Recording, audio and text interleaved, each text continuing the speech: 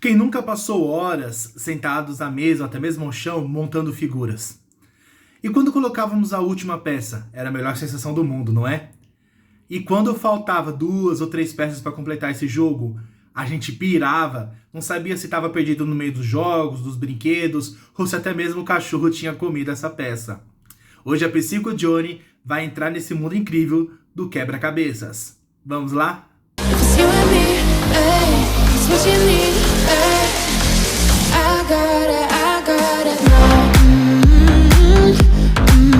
Fala galera, tudo bem com vocês? Meu nome é Jonathan, sou da Psycho Johnny e hoje nós vamos falar bastante sobre o mundo do quebra-cabeças. Mas você ainda não é inscrito aqui no canal? Clique agora no botão de inscrever-se, ative o sininho de notificação, curta esse vídeo, comenta bastante, compartilhe com seus amigos, seus familiares, colegas de escola, de trabalho, para chegar no público o mais longe possível para ajudar aqui no canal, beleza? Bora lá? Você sabia quando o quebra-cabeça surgiu? O quebra-cabeça ele surge em meados de 1760 por cartógrafos europeus que começou a pegar pedaços de mapas e tentar colar em madeiras, pedaços de madeiras, para tentar formar um mapa completo.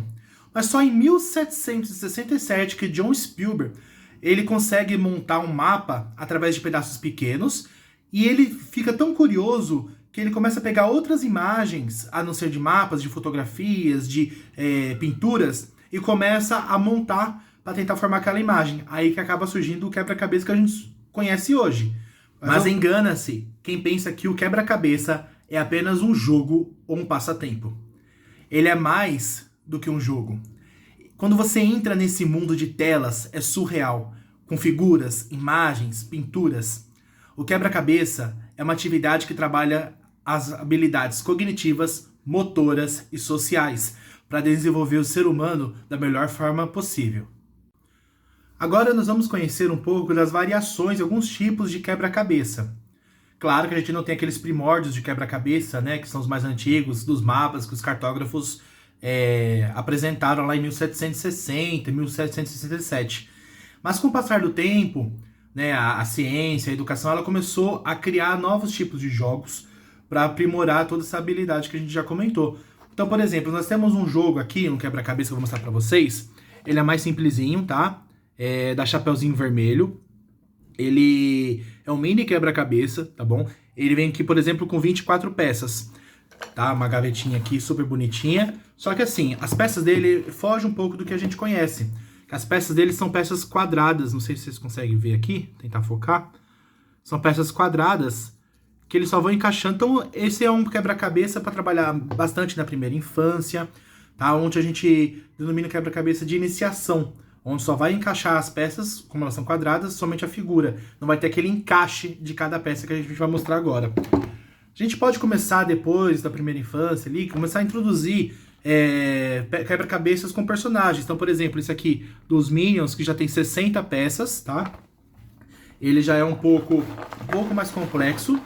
Tá, então ele já começa a ter essas pecinhas que a gente chama de encaixe, ó. Que ela tem essas bordinhas e os encaixes, tá bom? Jonathan, meu paciente, meu aluno, ele foi crescendo, ele não vai querer mais personagens infantis, ele já tá naquela época de super-heróis, então a gente pode sim trabalhar, por exemplo, esse aqui do Flash, né, tem de vários outros super-heróis, que ele vai trazer a mesma formação de quebra-cabeça, de peça, né, com aquelas de encaixe. Mas, Jonathan, eu quero trabalhar mais ainda, eu quero ir mais a fundo, dificultar mais ainda. Então, a gente pode, por exemplo, criar, por exemplo, esse de 1000 peças. E tem de 1000 peças, 2000 peças, 5000 peças, vai variando conforme a dificuldade que você vai estar querendo trabalhar, o seu público, tá bom? Tanto na parte infantil, como na parte mais adolescente, um adulto, um idoso, tá bom? É muito bacana. Por exemplo, o idoso, a gente sabe que tem essa dificuldade de trabalhar com a motricidade fina, memória, então a gente consegue trabalhar com coisas mais lúdicas, com personagens que vai agradar um pouquinho em pouquinho esse entendimento dele nesse processo. Depois da gente entender todo esse processo das variações de quebra-cabeça, ainda tem vários inúmeros, então desde personagens mais simples, né, com aqueles quadrados, para trabalhar mais com desenhos infantis. A gente tem para trabalhar com adolescentes, com adultos e idosos. Então, tanto com personagens infantis, heróis, personagens de filme, de desenho animado, com paisagens, figuras de animais, tá bom? Pinturas. Então a gente pode trabalhar conforme o nosso público, beleza? Agora eu trouxe uma lista muito bacana de habilidades que o quebra-cabeça traz para a gente enquanto praticante. Então vamos lá, ó. Capacidade de foco e concentração. Então a gente sabe que a pessoa que está fazendo o quebra-cabeça, que está montando o quebra-cabeça, ela vai precisar ter foco e concentração para montar aquele jogo. Então ele é muito indicado para pessoas, por exemplo, que têm TDAH, que é o déficit de atenção, transtorno de déficit de atenção e hiperatividade, tá bom? Noção espacial. Como assim, Jonathan, noção espacial? O praticante ali que está participando do jogo, ele vai ter uma noção do espaço que ele tem para montar aquele jogo. Ele sabe que ele não pode, por exemplo, começar o jogo, vou usar, por exemplo, aqui, o jogo aqui e terminar com o jogo aqui. Ele sabe que ele tem um espaço certinho de uma imagem para poder desenvolver esse jogo, tá? Então isso vai ajudar bastante. Capacidade de manuseio de coordenação motora fina. Então, Jonathan, como assim? Ele tem que pegar, gente, vou pegar a pecinha aqui de novo para mostrar para vocês. São peças minúsculas, tá? Isso vai conforme o jogo e o tamanho, mas, por exemplo, são peças minúsculas, a gente vai diminuindo, tá? Então a gente sabe que para encaixar essa peça aqui, ele vai ter um nível de dificuldade para poder encaixar na outra. Então quando a gente faz trabalho com os dedos, trabalhos finos, a gente chama de motricidade fina. Então ele precisa desenvolver bastante essa técnica, tá? Para poder depois facilitar para ele no dia a dia. Bom, então raciocínio lógico também, para ele entender a imagem, saber qual peça vai em qual lugar, saber que, por exemplo, a peça A, que é azul, ela não pode encaixar com a peça vermelha, que é o Z, lá embaixo, entendeu? Ela tem que seguir uma linha lógica da imagem para poder montar o jogo. Memória fotográfica visual. Como assim, Jonathan? Vou usar aqui o desenho da Chapeuzinho Vermelho aqui, ó. Tá? Então, por exemplo, ele vai olhar a imagem, ele sabe que ele tem que montar essa imagem. Então ele não vai montar outra coisa. Ele vai ter que tentar lembrar a imagem que já foi mostrada para ele tentar reproduzir na montagem do jogo. Tá bom? Então trabalha bastante essa memória fotográfica. Resoluções de problemas, tá? Persistência, gente. Persistência é magnífico nesse jogo. Por quê? Ele vai chegar uma hora que vai começar literalmente, como se diz o próprio nome do jogo, a quebrar a cabeça. Ele começa a ficar irritado, ele quer desistir, e é aí que não pode. A gente tem que mostrar para ele que ele tem que persistir para montar esse jogo. Então por isso a gente começa lá com um quebra-cabeças de 20, 25 peças, igual esse, por exemplo, da Chapeuzinho Vermelho, com peças pequenas para ir desenvolvendo, vai aguçar, né, essa persistência nele, para ele ir passando de nível e avançando para outros jogos com mais peças. Por exemplo, aqui, fortalecimento de laços sociais com amigos e familiares.